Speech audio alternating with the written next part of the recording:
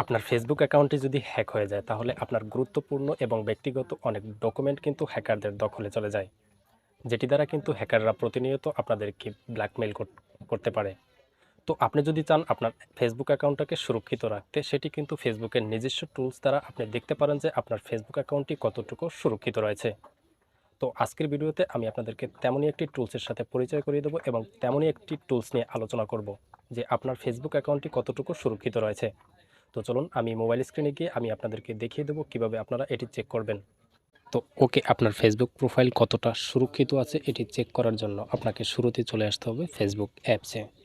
এখান থেকে আপনি শুরুতেই চলে যাবেন আপনারা হোম পেজে আসার পর একেবারে ডান পাশের কর্নারে প্রোফাইল আইকন অথবা এখানে 3 লাইন অপশন দেখতে পাবেন। তো এখানে আপনারা ক্লিক করে দেবেন। তো ওকে, এবার আপনারা একটু নিচে স্ক্রল করে দেবেন। এখান থেকে সেটিংস অ্যান্ড প্রাইভেসি নামে একটি অপশন দেখতে পাবেন, জাস্ট এখানে আপনারা ক্লিক করে দেবেন। এবারে উপরে একদম সেটিংস নামের একটি অপশন দেখতে পাবেন, এখানে ক্লিক করে দেবেন। এবারে এখান থেকে আপনারা পাসওয়ার্ড অ্যান্ড সিকিউরিটি নামের একটি অপশন পাবেন, এখানে ক্লিক করে দেবেন। এবারে আপনাদের সামনে ঠিক এরকম একটি ইন্টারফেস চলে আসবে। এখান থেকে একেবারে উপরে দেখতে পাবেন check your important security settings, তার সামনে একটি অ্যারো চিহ্ন দেখতে পাবেন, জাস্ট এখানে আপনাদেরকে ক্লিক করে দিতে হবে।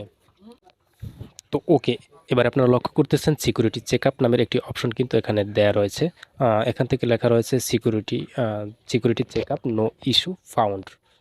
তো আপনাদের যদি এখানে কোনো সিকিউরিটিতে ইস্যু থেকে থাকে তাহলে কিন্তু এখানে ইস্যু দেখাবে।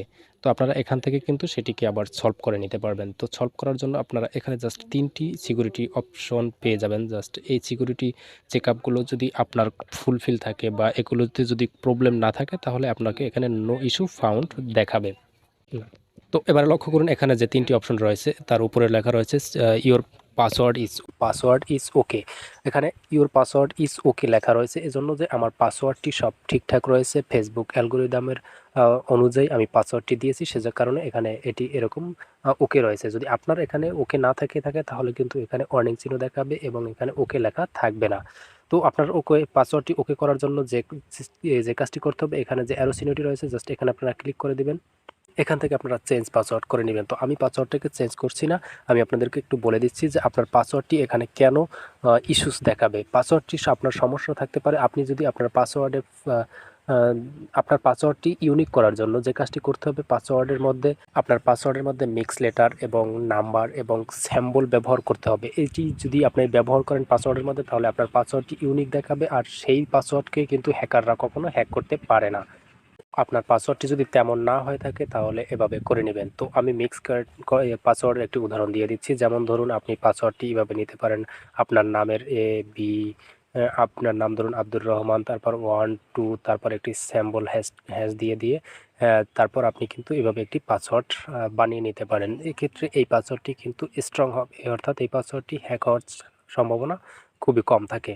তো এই ধরনের পাসওয়ার্ড আপনি এখান থেকে সেট করে নিতে পারেন। যদি আপনার অলরেডি এরকম পাসওয়ার্ড সেট করা থাকে তাহলে তো আপনি পাসওয়ার্ডটি সুরক্ষিত রয়েছে।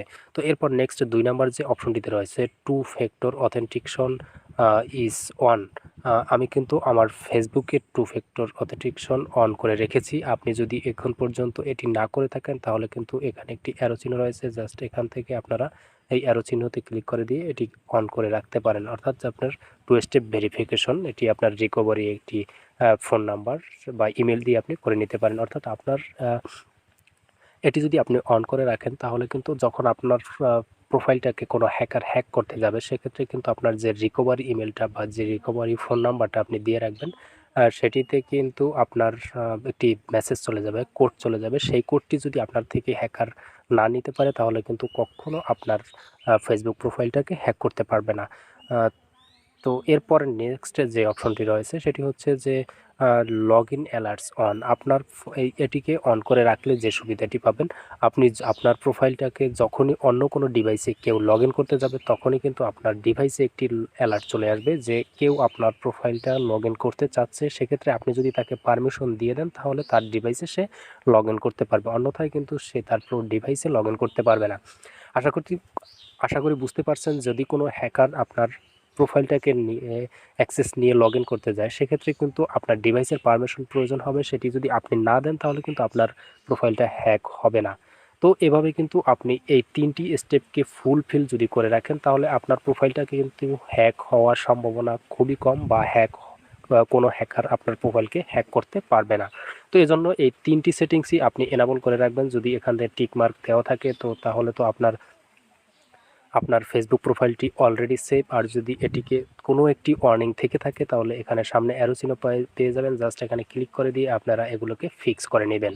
আজকের ভিডিও এ পর্যন্তই। আশা করি ভিডিওটি আপনাদের কাছে হেল্পফুল হবে এবং আপনার ফেসবুক সুরক্ষিত রাখতে এই কাজটি আপনারা অবশ্যই করে রাখবেন। আর ভিডিওটি বন্ধুদের মাঝে শেয়ার করে দেবেন যাতে তারাও এই ভিডিওটি দেখে তাদের প্রোফাইলকে সেভ রাখতে পারে। ইউটিউব থেকে দেখে থাকলে আপনারা এই চ্যানেলটাকে সাবস্ক্রাইব করে রাখবেন, আর ফেসবুক পেজ থেকে দেখে থাকলে আপনারা অবশ্যই পেজটাকে ফলো দিয়ে রাখবেন। আর ভিডিওটি শেয়ার তো অবশ্যই করবেন। আজ এ পর্যন্তই। আল্লাহ হাফেজ।